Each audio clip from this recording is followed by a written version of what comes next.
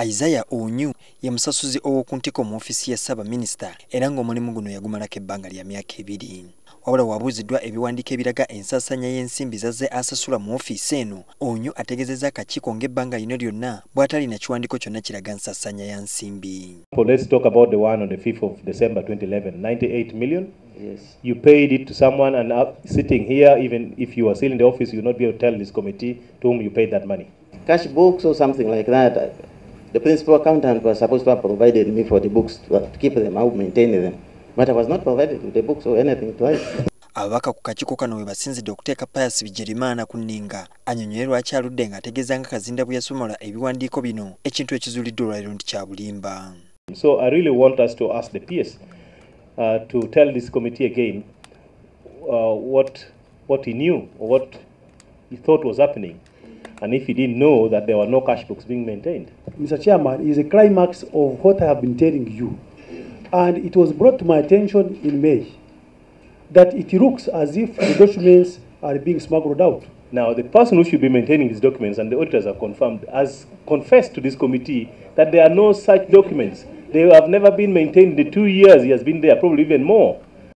Akakiiko ke kamu era kakizudde nti waliwo obukadde 3 obwateekebwa ku akawunta za Isaiah Oonyu, ono ng'akola ng'omuyambi wa minisita akwataganya ensonga z'omambuka ga Uganda. Ensimbi ezoogerwako okusinziira ku alipoota y'omubalirizi w'ebitabo bya gavumenti teziregibwa ngeri ki ekyaziviirako okuteekebwa mu mbalirira ya wofisi eno ko ensasanya yaazo.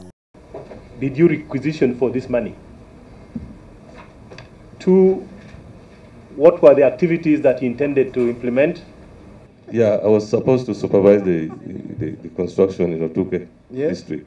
So that 300 million you're talking about was released for the mobilization of the community. Mu balala bakunyiziddwa olwayo mwe muli Lwaffe Lubega ng'ono naye yaweebwa obukadde bw'ensimbi 400 naye nga tewali biwandiiko biraga ngeri gye zaakozesebwamu. How it was originated, how did you learn that actually there was need for this before you requisitioned? This was to cater for constructing 4 units to accommodate 16 teachers. The work plans are there were for the districts. Money was supposed to flow from the holding account, constituted fund to implementing agents. You are not the implementing agents. You not convince us by any artistic impression you have brought.